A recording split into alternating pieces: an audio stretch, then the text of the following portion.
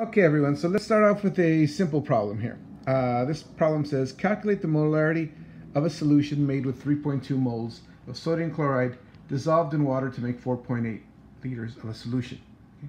So if you look at the definition of molarity, capital M stands for molarity, is equal to the moles, and remember N we use as moles and even in our gas laws, divided by the volume, and remember that the volume has to be in liters.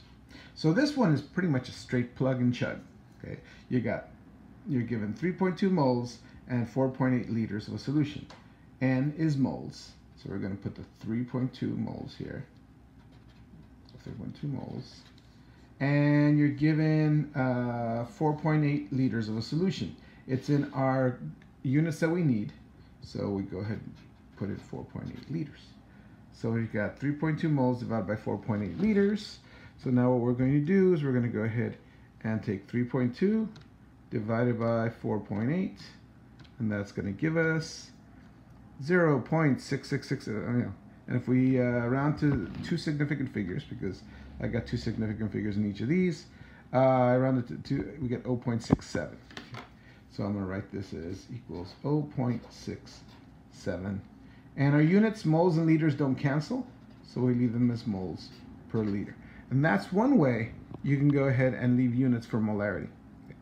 But moles per liter also can be described as 0.67 molar, right? So notice this capital M, same thing as this capital M. In this case, this is one of the few cases where the units are the same as the quantity, right? Usually, like, other units, like volume is V, but liters is L, right? L is liters, units for volume. Usually the letter for the quantity and the units are different. This time, capital M is both the quantity, stands for molarity, and it also stands for molar.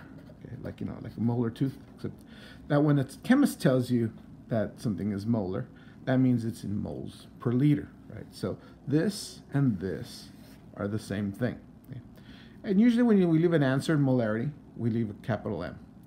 But there's times we're going to see in our third problem where we actually need to put the molarity in moles per liter so units will cancel out. Okay? So that's how you do this problem. This one was a straight out plug and chug. Just use the definition. Always remember, when they ask you for molarity, go back to the definition. Do I have moles? Do I have liters? Not only do I have volume, but do I have volume in liters? Okay. If you got that, you plug those in and you calculate them out. Now, you won't always get that. Let's do another problem here. Problem number 2. Whoops. I'm bleeding through here. All right, sorry. Just turn it back here.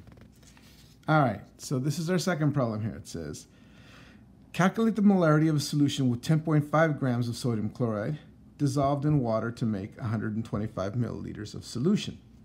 So it sounds the same, but our units are a little different. So once again, we use the definition of molarity. Go back to your definition. Molarity is equal to moles over volume. And once again, that volume has to be in liters. So all we have to do is plug in moles and divide by the liters, and we get our molarity. Okay. Problem is, we're not given moles, nor are we given liters. But we know that we can go ahead and get moles if we're given grams. We are given grams, and we are given a volume in milliliters. Right? So what we need to do is first take our grams. So you're given 10.5 grams, and it's 10.5 grams of sodium chloride. Sodium chloride is our solute. I don't think I mentioned that earlier, but here we have sodium chloride dissolved in water. In fact, I went ahead and made a little drawing here. Basically, I like to kind of do this and go, okay, my solvent is water, and my sodium chloride is going to be dropped in there, and that's my solute. Okay? So we got to figure out moles of solute divided by the total volume. Right? So we got 10.5 grams of sodium chloride. We need to look at the molar mass. And if we look up the molar mass for sodium chloride, we're going to find that the atomic mass of sodium is 22.99. And the atomic mass of chloride is 35.45. So if you add them together, you get 58.44. So the molar mass of sodium chloride is 58.44 grams per mole. All right, so once again, like we did before, it's 58.44. 8.44 grams per mole. 1 mole of sodium chloride weighs 58.44 grams, like we did back in chapter 11. So 10.5 grams, let's see, what we're going to do is take 10.5 grams divided by the molar mass, 58.44. That's going to give us 0.1796. Let's do 0.180. 0.180 grams cancel, leaving me with 1.10 moles of sodium chloride. Okay. So this is a number that we can put into our equation over there. And let's go ahead and do that. 0.180 moles. Okay. Now we still need the volume, and the problem told us that there was 125 milliliters. So 125 milliliters, we need to find that in liters. And so we know that milli means 1,000th. So a milliliter is 1,000th of a liter. That means that there are 1,000 milliliters in 1 liter. So to take 125 milliliters, converting it to liters, so the milliliters cancel here. 125 divided by 1,000 is just 0.125 liters. Okay, and that's the other number we put up there.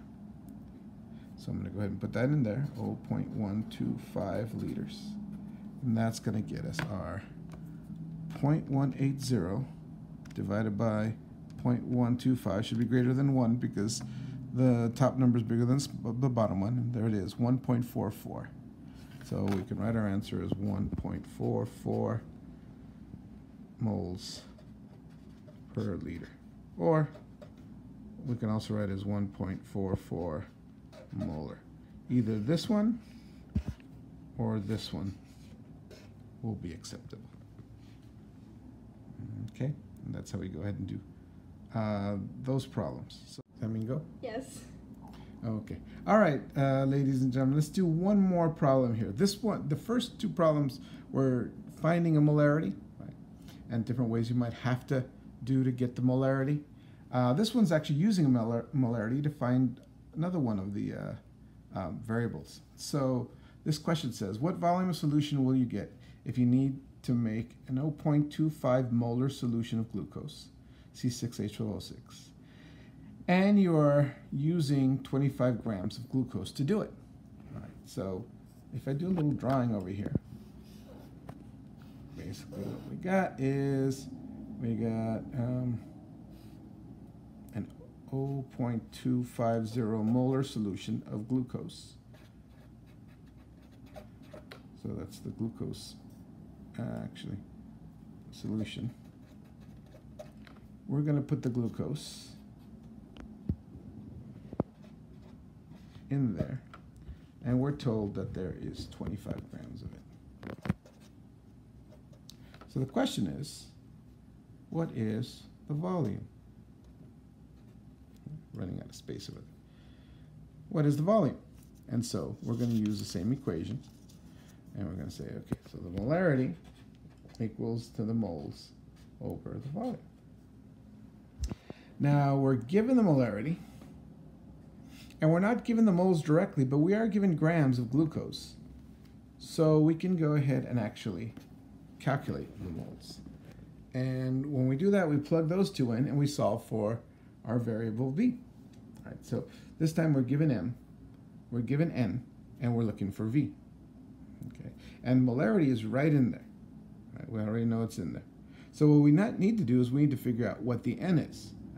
So let's go ahead and do that. If we have 25.0 grams of C6H12O6, remember to turn grams to moles, you need to divide by the molar mass, which means we need to find out what the molar mass is. Carbon, molar mass is 12.01 on the periodic table. Hydrogen's is 1.01. and oxygen is 16.00. So if you got 6 carbons, 12 hydrogens, 6 oxygens, all you do is take 6 times 12.01 plus 12 times 1.01 plus 6 times 16. That's going to give you 180.18. So the molar mass of C6H12O6 is 180.18. 1 mole weighs 180.18 grams. Okay? So now if I go ahead and take that 25 grams right there, divided by 180.18, I get 0.139. 0.139 moles. So that's how many moles of C6H12O6 we're going to get. That's the number we're going to put here. Okay. So now we have that number. We have the molarity. We can just plug them in. Okay, and so we're going to use this space right here to do this. All right, so we have the molarity, 0.250. Instead of putting capital M for molarity, I'm going to put moles per liter, and you're going to see in just a little bit why. We need the units to cancel out, and that's going to equal to N, which is 0.139 moles, divided by V, which is what we're looking for. So V is what we're looking for right here, right? So remember, the problem is whenever your unknown is in the denominator, you need to multiply it by both sides. So you need to get it out of the denominator and into the numerator. So you multiply it to both sides. So in order to get this out of the denominator on the right side, I multiply it to the numerator here. They both cancel. Because I multiplied it on the right, I have to multiply it by the left. I hope this is not confusing here. And now we've got it out of the denominator. Now that we have got it out of the denominator, now we can solve for it by getting rid of the 0.250 moles. So divide both sides by 0.250 moles per liter. Divide this by 0.25 moles per liter, so that these guys cancel out. I'm left with V equals to, I'm going to take the 0.139 divided by the 0.25. Let's do that.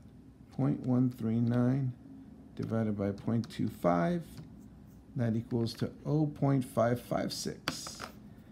0.556, and you'll notice that the moles here cancel with the moles here, and you'll notice that what you're left with is the units are going to be 1 over liters, and as we've said before, the denominator of the denominator goes to the numerator. That leaves me with liters.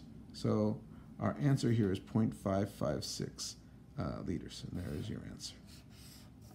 If they asked you to turn it into milliliters, how many milliliters of solution you'd get, then you just convert that to milliliters by multiplying it by 1,000. Right? Remember, you can go 0.556 liters times, there's 1,000 milliliters in 1 liter.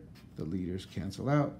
0.556 times 1,000 is 556 milliliters. Okay. They didn't ask you for this question. This was good enough answer for this question, but in case they ask specifically for milliliters, you just convert them.